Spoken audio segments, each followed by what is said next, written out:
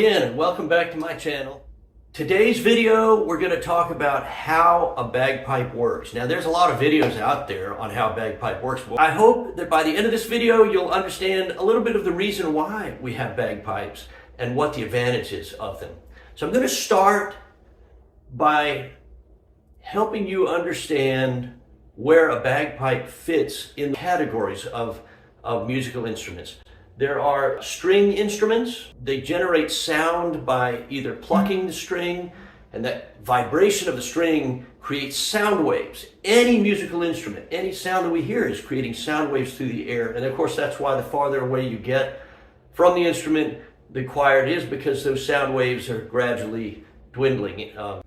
You also have strings that are hammered, like a piano or a hammered dulcimer, and just by striking that string, it creates that string vibration and then creates the sound. Second broad category are percussion instruments, right? These generate sound by an impact on a drum head or a wood block or a cowbell, more cowbell, or a triangle. Anything that's an impact and it sets sound waves generating from that instrument.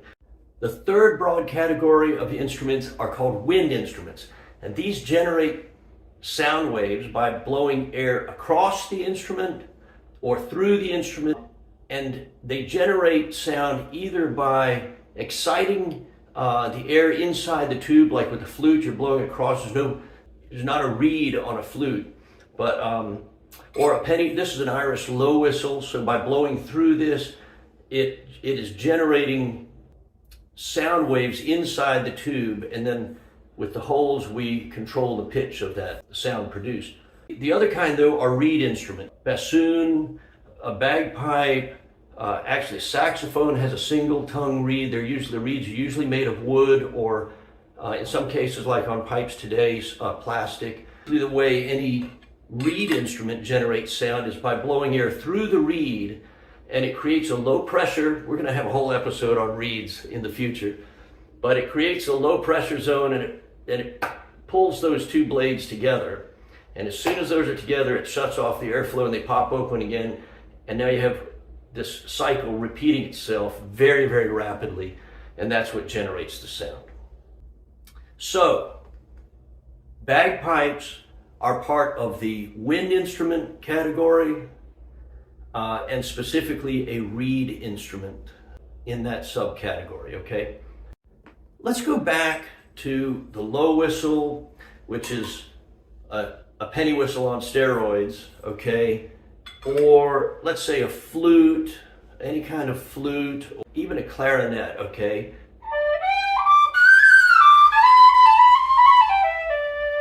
I'm blowing through the tube and it sounds very pretty. Well, when I play it well, it sounds pretty. Or even this practice chanter for a bagpipe.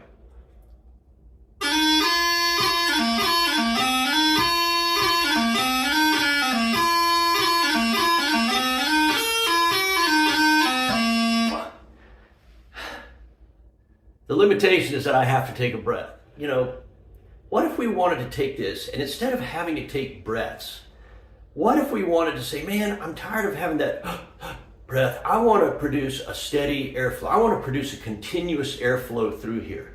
One way to get rid of that quick draw of breath is, let's take the mouthpiece off of here, and we're going to put this inside of a stock, inside of a bag, okay? And so here's my set of Scottish small pipes, and here's the chanter. It's called a chanter because it's French to sing. It comes from the French to sing, and this is what you play the melody on. And so now, instead of blowing directly into this chanter, I'm going to put this bag on it. Why do I want to put a bag? Because now I can blow up this bag, and that's going to become my reservoir of air under pressure.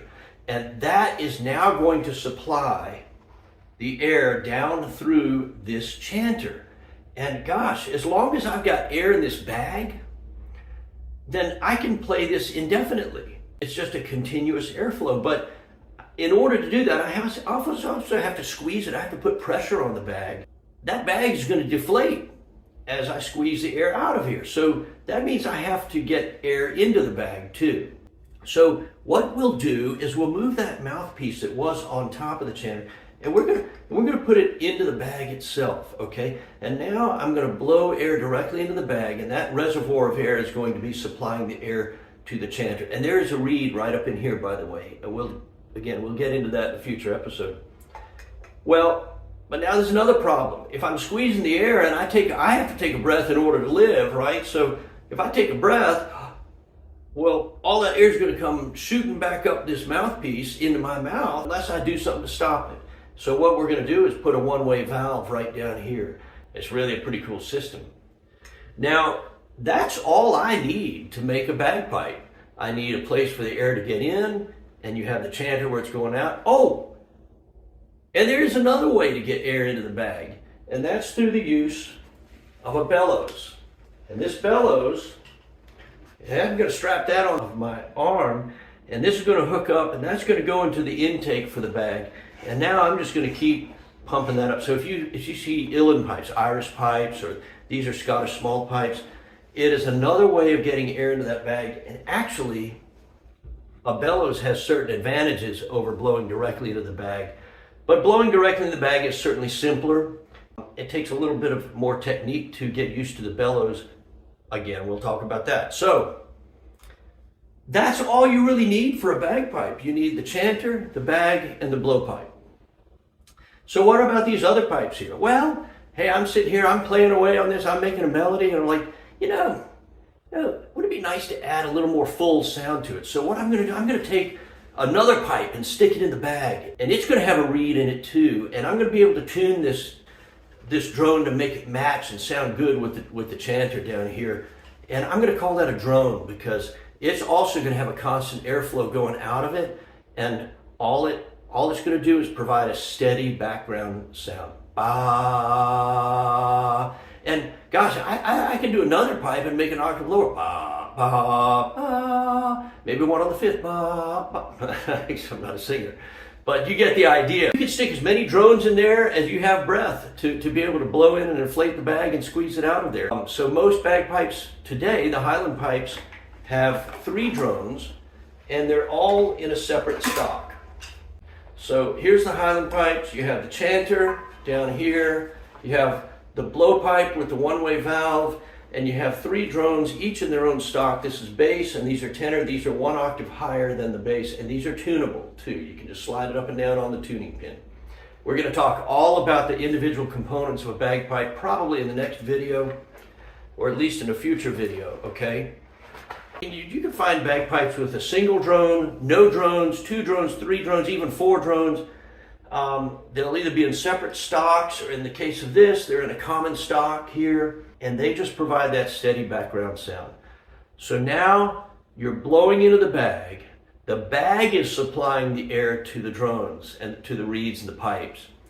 And as you maintain a steady squeezing on that bag and the air is being pushed out, all I'm doing is reinflating that bag and doing it all as steady as I can.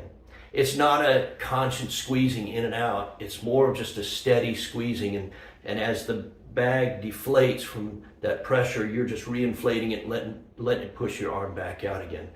What this achieves is a steady airflow through these pipes that you can then make the melody on and really have a good time with. So it completely gets rid of that sucking of air, breath, that in catching your breath.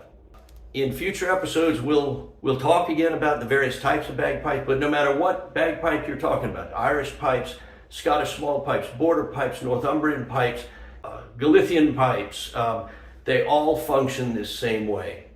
Okay? Listen, bagpipes have been in cultures around the world for hundreds and even thousands of years.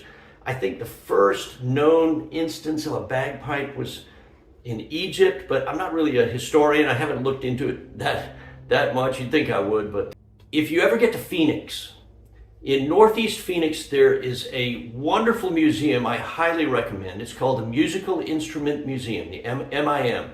It's huge, and it's set up by regions of the world, and they've brought together musical instruments, from all around the world and showing videos of how they're played. Gosh, I've spent 2 full days in there and still want to go back and see more.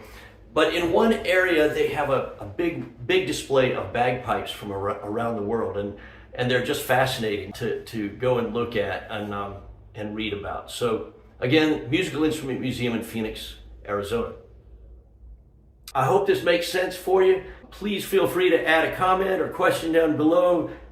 Be sure to subscribe to my channel if you're enjoying this, and hit the like button. Really appreciate it. Yeah, let me know if you have any questions at all, and I'll see you the next time.